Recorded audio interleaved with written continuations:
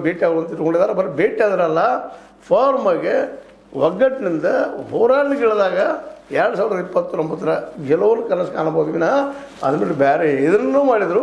ಇದು ಅಸಾಧ್ಯ. ವಿಷಯ ಸಾಗಿಸ್ತಿದ್ದಾವ್ರಿ, ಮುದ್ದ ಸಾಗಿಸ್ತಿದ್ದಾವ. ಆ ಮುದ್ದಗಳನ್ನು ತೊಗೊಂಡು ಹೋರಾಟಕ್ಕೆ ಇಳಿಯೋದು ಅಂತ ಅದು ಮಾಡ್ಲಿಕ್ಕೆ ಸಾಧ್ಯನಾ?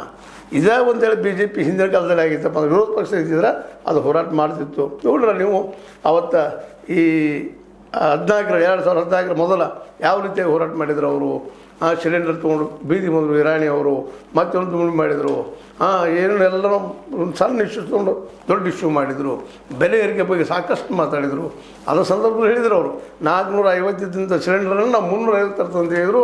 ಆದರೆ ಇವತ್ತು 1000 ತಂದು ನಿಲ್ಲಿಸಿದಾರೆ ಅನ್ನೋ ಸಹಿತ ಇವತ್ತು ನಾವು ಜನರಿಗೆ ಹೇಳಬೇಕಾಗಿದೆ. ಮತ್ತು ಜನರಿಗೆ ಗೊತ್ತದ.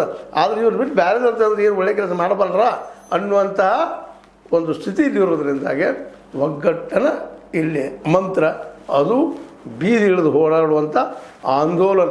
ಇದಕ್ಕೇನಂತಾರೆ ಇವರೆಲ್ಲರೂ? ನೀವೇನಂತೀರಿ ಈ ವಿಷಯದ ಬಗ್ಗೆ?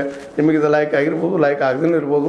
ಲೈಕ್ ಮಾಡಿ, ಶೇರ್ ಮಾಡಿ, ಕಮೆಂಟ್ ಮಾಡಿ, ಜೊತೆ ಸಬ್ಸ್ಕ್ರೈಬ್ ಮಾಡಿ. H16 ನ್ಯೂಸ್ ಅರ್ಧ ದೇಶ ತರಮ ಸತ್ಯಕ್ಕಾಗಿ ವಂದನೆಗಳು. ಆತ್ಮೀಯ ಸಾರ್ವಜನಿಕರಲ್ಲಿ H16 ಅರ್ಥಾತ್ ಹೇ ಸೀತಾರಾಮದಿಂದ ಒಂದು ಮನವಿ. ಈ ಸಂಸ್ಥೆ ಭ್ರಷ್ಟಾಚಾರ, ಅನ್ಯಾಯ, ಅತ್ಯಾಚಾರಗಳಿಂದ ನೊಂದವರ ವೇದಿಕೆ. ಅನ್ಯಾಯಕೋರರ, ಭೂಗಳ್ಳರ, ನಶಾ ಸಾರಾಯಿ ಮಾಫಿಯಾಗಳ ವಿರುದ್ಧದ ಧ್ವನಿ. ರೈತರ, ಕೂಲಿಕಾರ, ಕಾರ್ಮಿಕರ, ಬಿದ್ದ ಸಮುದಾಯ ಜನರ ಧ್ವನಿ. ಬೆಂಬಲವಾಗಿ ನಿಂತು ತನುಮನ ಧನದ ಸಹಾಯಕ್ಕೆ ಸಾರ್ವಜನಿಕರಲ್ಲಿ ಕೋರಿಕೆ. ದಾನದ ಸಹಾಯ ನೀಡಿ ಸ್ವಾತಂತ್ರ್ಯ ಪತ್ರಿಕೋದ್ಯಮ ಉಳಿಸಿ ಬೆಳೆಸಿ. ವಂದನೆಗಳು.